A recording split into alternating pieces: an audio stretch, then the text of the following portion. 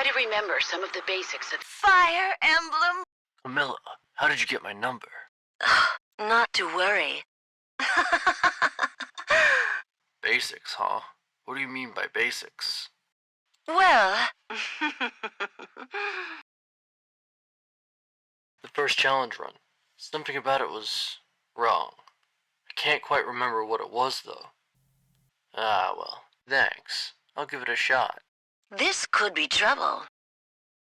Sorry, not this time. I got this one.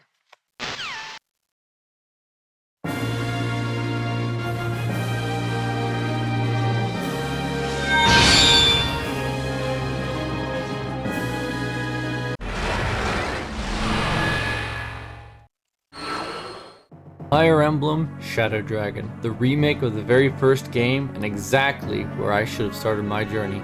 But, oh well. Here's the rules. Only a weapon marked as E rank can be used. If someone has E rank in the weapon type, but the weapon allows its use by that person, it is allowed until they rank up. Iron Man. Someone dies, they stay dead.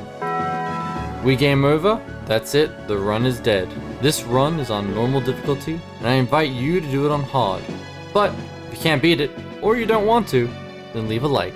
If you can beat it, well, here you go, special little guy. Here's a gold coin just for you. So, as you can see, the run is going smoothly. After all, it's the tutorial and no one has a... Oh no, my first D rank weapon. The javelin. Oh no. I have no ranged options in this chapter, god damn it. That didn't last long.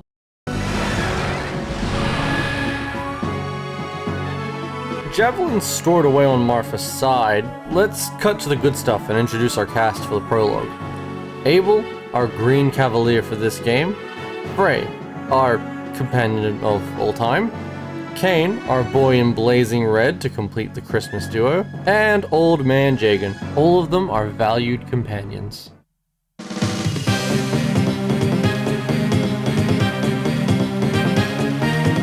So, before we get very far, we have to say farewell to Grandpa, taking upon himself to dress up as a young blue-haired twink in order to lead the group of muscly men away from chasing their natural prey, that being Marth, who, I remind you all, will send us right back to the main menu if he dies. And after that, there's a surprise bandit ambush.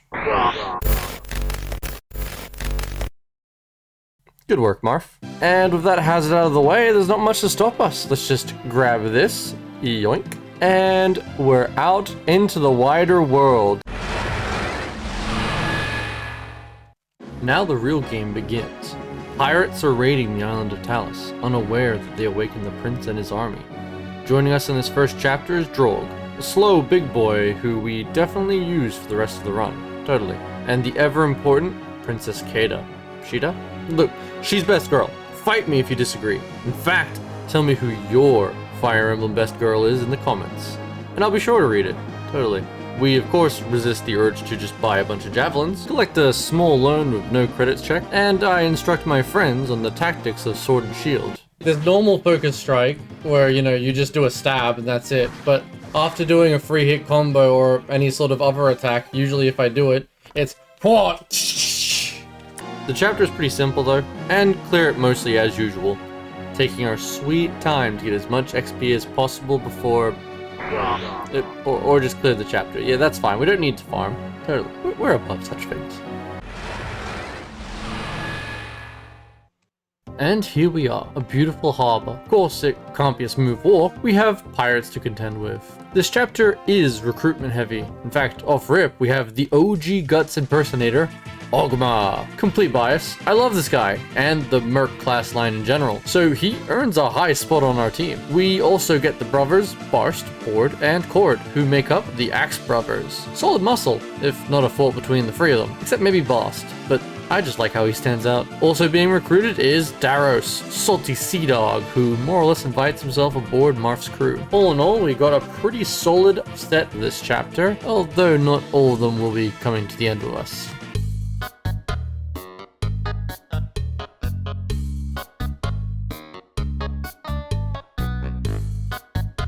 Oh, we also recruit Castor, but yeah, I'm not into NTR, so I just bench him and didn't even look twice at his recruitment. Let's just pretend Marth recruited him, alright? Yeah, sounds good.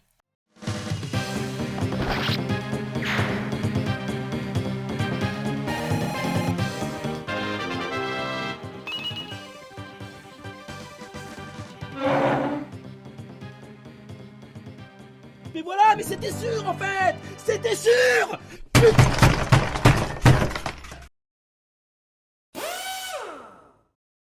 Alright, well, that crash out aside, we clear across the map and leave the pirate leader exposed. Along the way, we have a brief, entirely platonic conversation between Kada and Ogma, all about protecting the man she loves.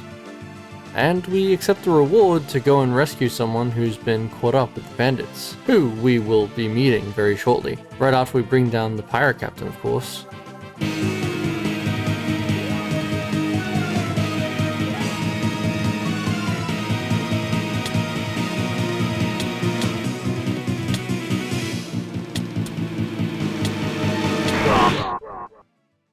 With him dealt with, we can press forward.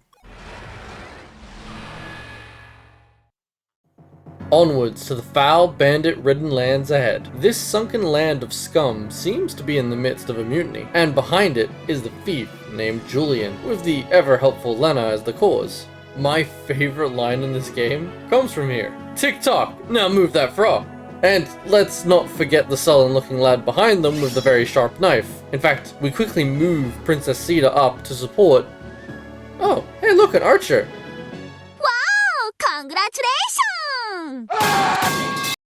Navarre is a dangerous foe. That killing edge he has is no joke in his hands. And that's exactly why we're once again having the ever-persuasive princess talk him out of doing anything unhealthy with it to our kidneys. After that, an old man tells us of a sick axe we can totally use. So I grab Barst over to check it out and... oh fuck.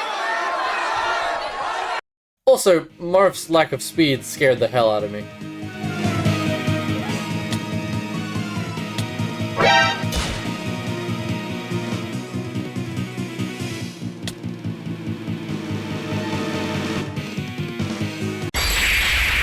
With the bandit leader dead, we gather the troops and rally onward.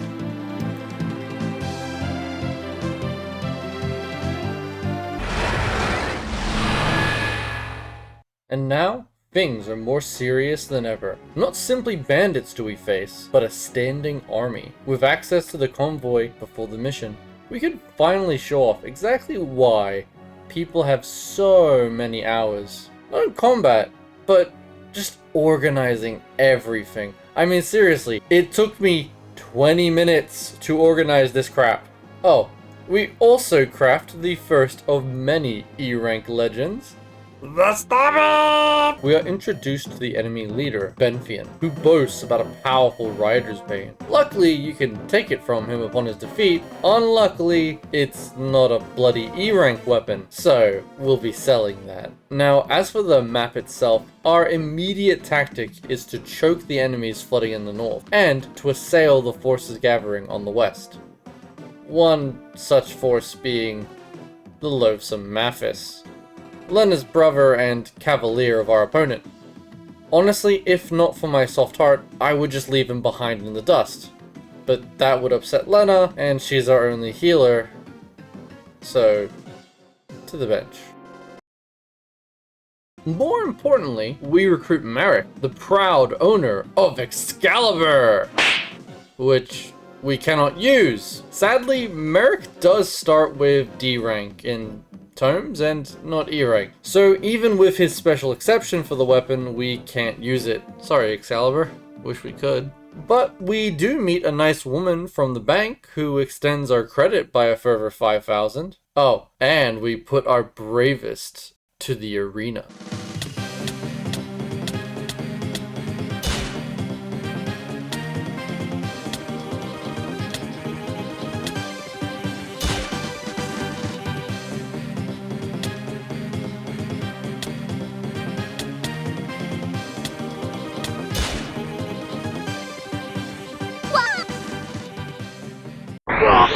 How the blood-soaked Protestant hell did you do that? Fuck you, that's how.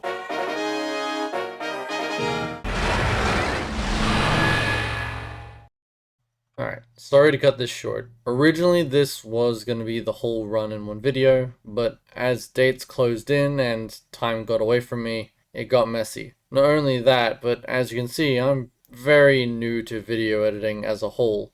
But I did have a lot of fun, and I will hopefully finish the full video, the full-length video, before the end of the year. But meanwhile, I'm back to streaming. If you came here after or during my affiliate debut, hey, thanks for coming to check it out. Much appreciated. If you don't know what I'm talking about, you can find me over at Burnednugget on Twitch. I'm usually live Wednesdays, my time. You'll see the schedule there. But if you're not interested in all that, and you're more interested in just the videos, completely fine with that. Leave a like, leave a comment, subscribe if you so feel like it. But yeah, relevant links in the description, and I'll keep you guys posted about part 2. This has been your E-Rank Tactician. Heading out.